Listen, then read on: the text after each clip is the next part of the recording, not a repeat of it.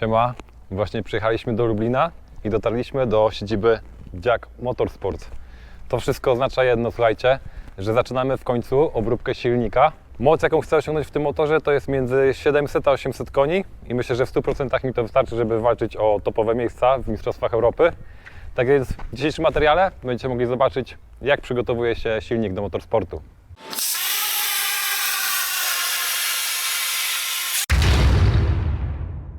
Jesteśmy już w biurze, idziemy się przywitać.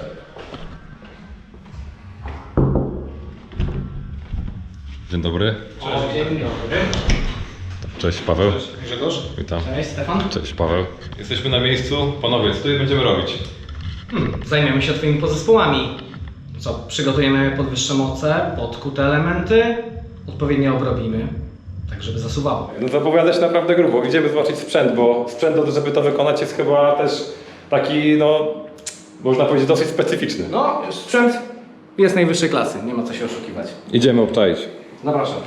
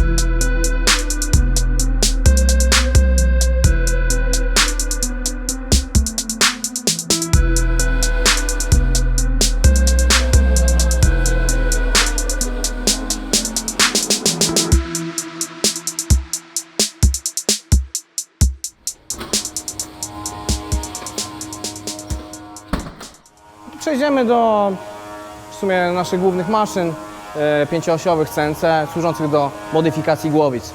Zapraszam. O, jak miło. Wielkie zaskoczenie, akurat robi się Twoja głowica.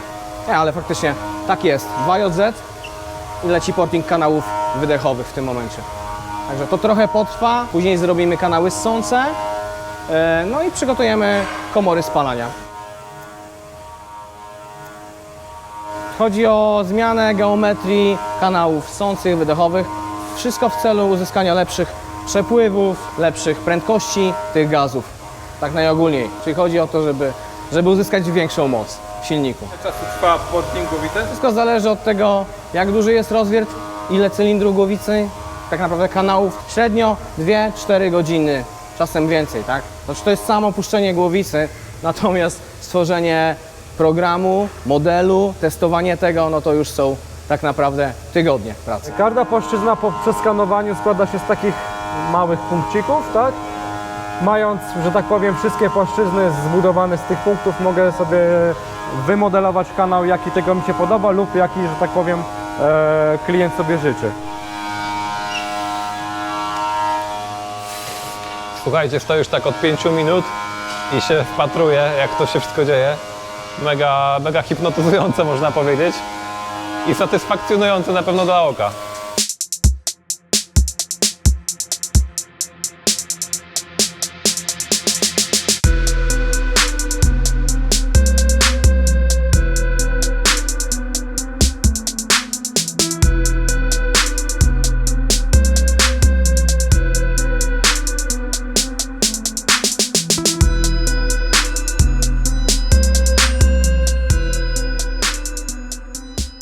Przechodzimy do drugiej maszyny EM69P. To jest też maszyna pięcioosiowa, druga taka nowsza generacja poprzedniej. Na niej robimy również portingi, ale wykorzystujemy ją do innych obróbek.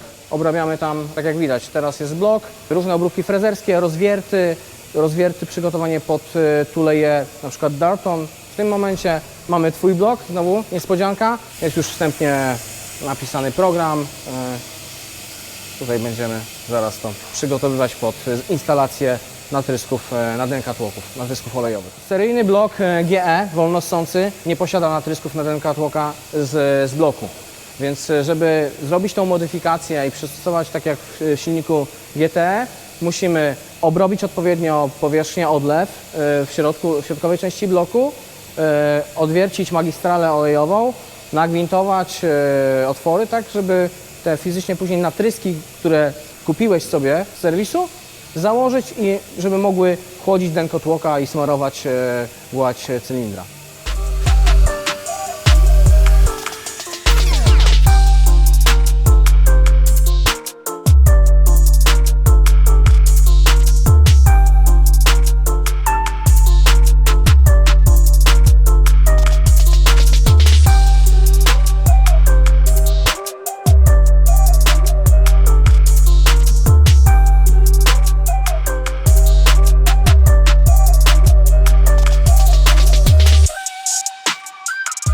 Okej, mamy na tapecie teraz Twoje korbowody Wiseco Busline.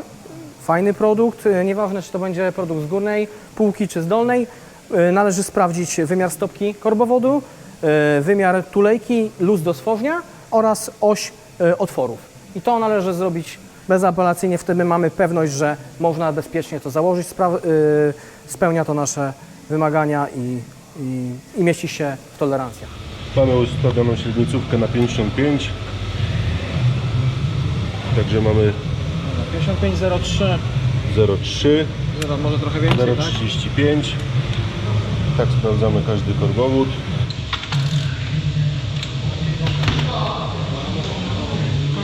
Konewki mamy.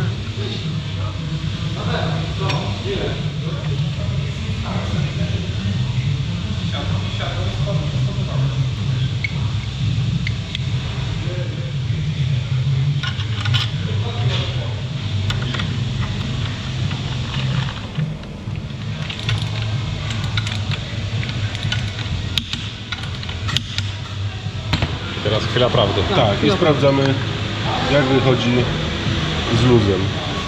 Tu nie ma. Jest optymalnie. Jest ok. 6 setek niecałe. Tu sprawdzamy, czy jest wszystko w porządku. Tu jest tak zwana kieszeń olejowa. Tu powinno być zawsze luźniej. Jest wszystko w porządku. Teraz jesteśmy na miejscu, gdzie możemy sprawdzić, faktycznie zweryfikować wyważenie korbowodów. Tak, są wiadomo korbowody Wiseco, Boostline'a, więc widać, że jest fajnie to wykonane, powinno być wszystko ok. Sprawdzimy tylko orientacyjnie, czy się wszystko zgadza, jeżeli chodzi o wyważenie korbowodu end-to-end. Tu mamy przy okazji Twoje stopy. Już je wstępnie przyszykowaliśmy pod obróbkę. Też niby są oryginalnie, znaczy są wykonane przez kogoś, tak przez Amerykanów, ale no musieliśmy je troszkę tutaj poprawić, jeżeli chodzi o powierzchnię styku z blokiem. Następnie później będzie proces tak, montowania tego i dalej szykowania pod obróbki. Mamy tutaj zważone korbowody. Aktualnie na jednej maszynie robi się obróbka głowicy, na drugiej maszynie robi się obróbka bloku. Wszystko wygląda mega dobrze. No generalnie czuję się, jakbym tutaj pracował w jakimś teamie Formuły 1. Nie ma co ukrywać, po prostu wrzucamy ten projekt na nowy level.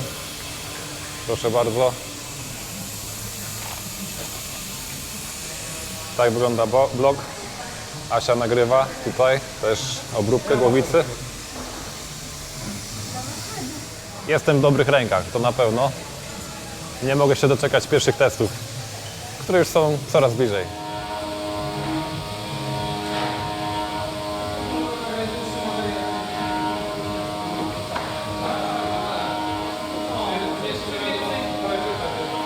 Przechodzimy teraz do wyważarki. Wyważymy wał dynamicznie, ale najpierw zawsze taki wał, jak trafia do nas, podlega sprawdzeniu wymiarów, krzywizny, więc teraz to możesz, Maciek, zrobić. Sprawdźmy, ile on jest krzywy, to będziecie dokładnie widzieli. Każdy wał trzeba, czy to jest nowy wał, czy używany, tym bardziej używany, trzeba sprawdzić, tak jak wszystkie inne podzespoły. Przed obróbką, czy się nadaje.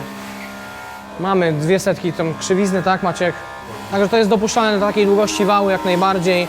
Spokojnie możemy to zastosować. Zwymiarujemy jeszcze czopy, czy też są w wartościach nominalnych, czy wystarczy tylko je odświeżyć powierzchnię przez mikropolerkę, czy może jednak trzeba będzie wał szlifować lub szukać po prostu drugiego wału. Tak, do zastosowań motorsportowych na ogół szlify to już jeżeli nie jest coś ciężko dostępne, tak, albo wał jest bardzo drogi. Tak, wał jest nominalny, nadaje się. Od razu jak jesteśmy przy wale, tak? Bardzo często nikt tego nie wyciąga, nie rozbrokowuje kanałów magistrali olejowej wału. Bardzo, no wiadomo, wały mają lat 10-20. Mimo tego, że już ten wał był w myjce koszowej, został wygotowany, umyty, to i tak jeszcze tam pewnie trochę nagaru będzie. Teraz przystąpimy do wyważenia samego wału, tak, w tym momencie, bez elementów jak koło zamachowe, koło pasowe czy docisk, tak. To też dobrze byłoby, tak jak rozmawialiśmy wcześniej, żeby dostarczyć te elementy, sprawdzić doważenie dokładnie z bazy, z wału, jak to się zachowuje jako później już finalnie zestaw. I kręcimy wały. Tak, kręcimy wały, tak. Proces startuje wyważenia. Czujniki piezoelektryczne szczytują wartości niedoważenia. Tam widać na sinusoidzie, jak to się przedstawia. W tym momencie mamy 5,4, 5,3, tak lewa strona, prawa strona, niedoważenie tego wału, więc no jest to taki już zakres niedopuszczalny dla nas, bo robimy do poniżej wszystko grama, tak? Staramy się okolice pół grama tak precyzyjnie wyważyć każdy z podzespołów. Wiemy dokładnie, w którym miejscu jest to niedoważenie. Będziemy musieli tutaj odjąć materiału masy troszkę, żeby to doważyć. Więc tam będzie prościej z lewej, z prawej, zaraz zobaczymy, jak pójdzie.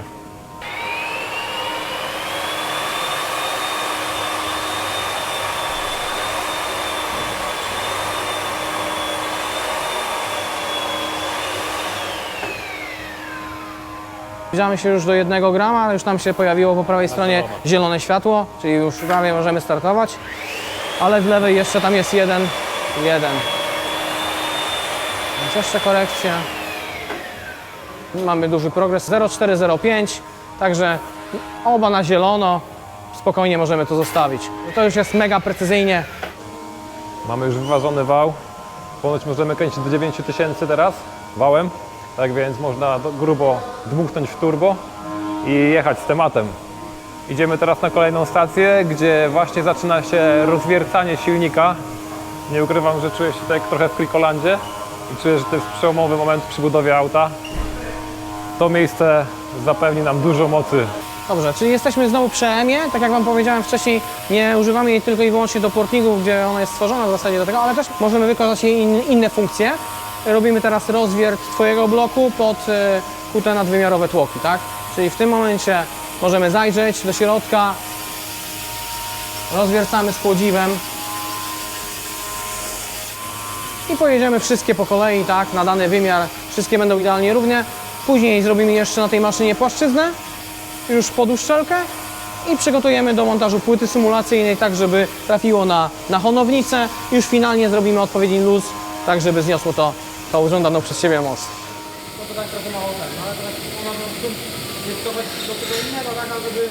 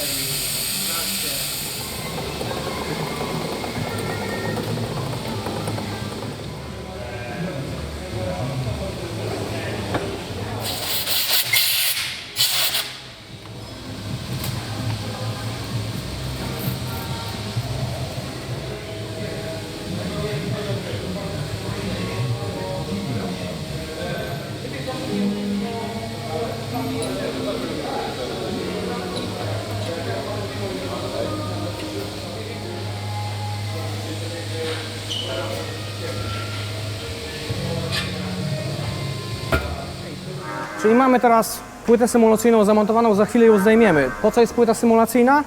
Po to, żeby, najogólniej mówiąc, zasymulować naprężenia głowicy, które oddziaływują na geometrię cylindrów. Tak? Chodzi o dokładność wykonania szlifu, czyli wszystkie silniki do motorsportu są w ten sposób wykonywane, obrabiane już finalnie, wykończeniowo, przez honowanie, szczotkowanie. Także symuluje nam głowicę. Po to to jest.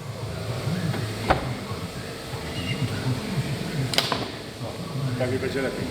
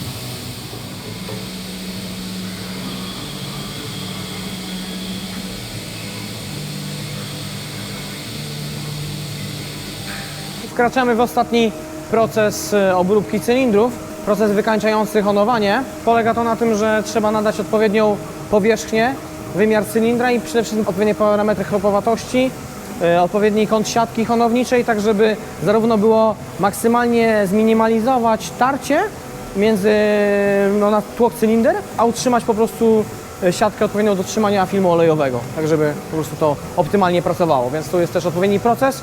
Jest to honownica Rottlera H85, honownica automatyczna, także jak sobie już dopracujemy wymiar cylindra, to wszystkie kolejne będą w takich samych parametrach. Na koniec dokonamy, zobaczycie to jeszcze, dokonamy pomiaru parametrów chropowatości, tak, żeby być pewnym, że proces się zakończył tak jak powinien, tak.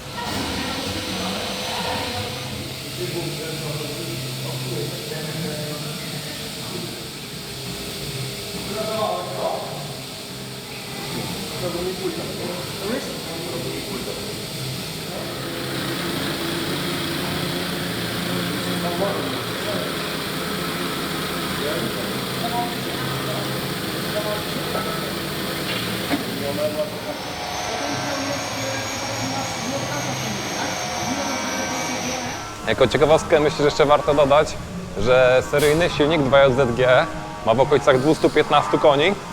Teraz przejdziemy do kolejnej stacji. To jest to stacja, maszyna, która mierzy przepływ powietrza w głowicy. Mamy Twoją głowicę z wolnossącego 2JZ. Zdobyliśmy jej potnik kanałów ssących, potnik kanałów wydechowych, czyli modyfikacja średnic, kształtu, profilu kanału. Przy okazji potningu zmieniamy średnicę gniazd pod nowe Twoje zawory większe, bo idziecie w plusy zawory, żeby poprawić sobie przepływy. Jeżeli robimy duże moce, należy kanał wydechowy poprawić. Obniży nam to temperaturę spalin, znacząco EGT. No wiadomo, nie będzie się komora spalania i sam cylinder dusił kanałem wydechowym, więc dużo sprawniej odda spaliny. Przy tym będziemy mieli równomierniejsze EGT pomiędzy cylindrami. Mamy pomierzoną głowicę seryjną i głowicę po pottingu. To jest taki nasz wspaniały flow bench. Generalnie bardzo fajna zabawka, która służy do testu głowic, do ich przepływu. W tej chwili mamy wszystko nieposkładane, mamy tylko położoną jakąś taką testową głowicę. Normalnie tutaj mamy zamocowany jeszcze valve opener, służący do symulacji otwarcia zaworów. Więc tutaj najlepiej widać, jak reaguje nam kanał ssący. To jest przebieg seryjnego kanału. To jest przebieg naszego kanału po CNC. Tutaj mamy ten kanał wydechowy seryjny, kanał wydechowy po obróbce CNC. Jest to głowica do specyfikacji turbo, dlatego ten przyrost na kanale wydechowym jest sporo większy niż na kanale ssącym. Tak naprawdę ta głowica wolnossąca najmocniej, jeżeli ogranicza osiągi silnika, to ogranicza kanałem wydechowym. Teraz mamy już głowicę przeszykowaną do obróbki gniazd pod nadwymiarowe zawory. Mamy zainstalowane prowadnice naszego wykonania brązowe do zastosowania motorsportowego. Zwróćcie uwagę na to, jak są w tym momencie wykonane gniazda, a jak będą po naszej obróbce. Mamy maszynę Newen z jednopunktową technologią obróbki CNC, także będzie to całkiem inaczej wyglądało. Będą gniazda profilowe, które pozwolą nam na jeszcze lepsze przepływy w głowicy, nie tylko przez sporting, ale również przez odpowiednią obróbkę gniazd.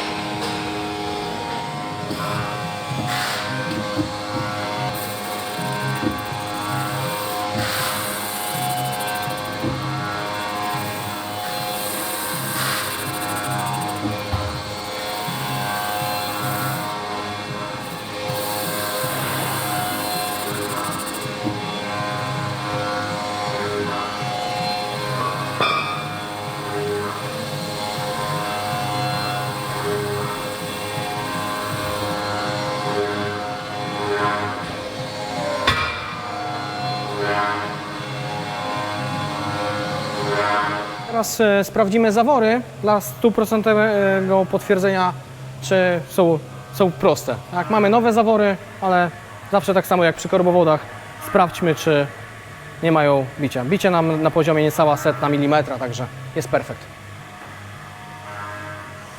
Przechodzimy teraz do dołu silnika. To, co będzie robione u Ciebie, to zakupiłeś sobie stopy biletowe Titana, czyli już w zasadzie najmocniejsza z opcji. Zabezpieczy nam to motor przy dużym buście, tak? Więc zainstalujemy to. Nie wystarczy ich tylko zainstalować. Trzeba je odpowiednio obrobić, wyosiować blok, roztoczyć, wyosiować, wyhonować i później uzyskać odpowiedni luz dla panewek głównych. I wtedy mamy pewność, że taka konstrukcja będzie pancerna, tak? To tak naprawdę jedyna mocniejsza chyba opcja to może troszkę mocniejsze śruby ARP na właśnie stopy główne, a później to już tylko biletowy blok.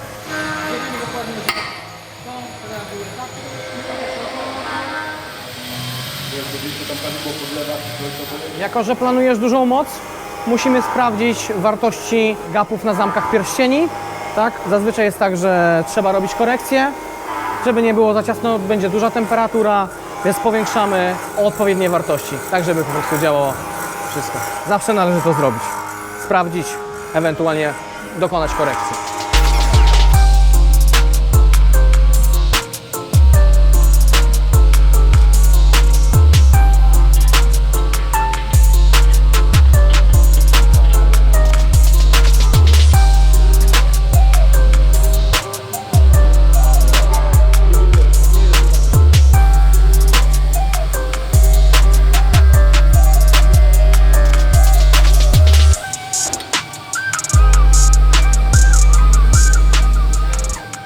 Wkraczamy w ostatni etap obróbki głowicy, czyli płaszczyzna pod uszczelkę.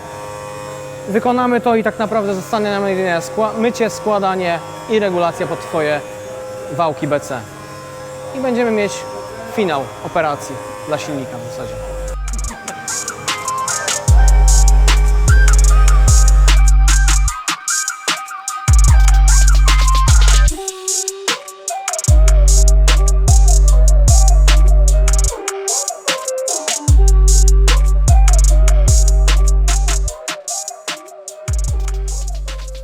Prace obróbkowe przy 2JZ Pawła mamy praktycznie zakończone. Zostało nam jedynie sprawdzenie luzu panewek głównych, żeby być 100% pewny, że mamy odpowiednią wartość oraz umycie podzespołów. I w zasadzie można zacząć składać cały piec. Potencjał myślę, że do 1000 koni spokojnie.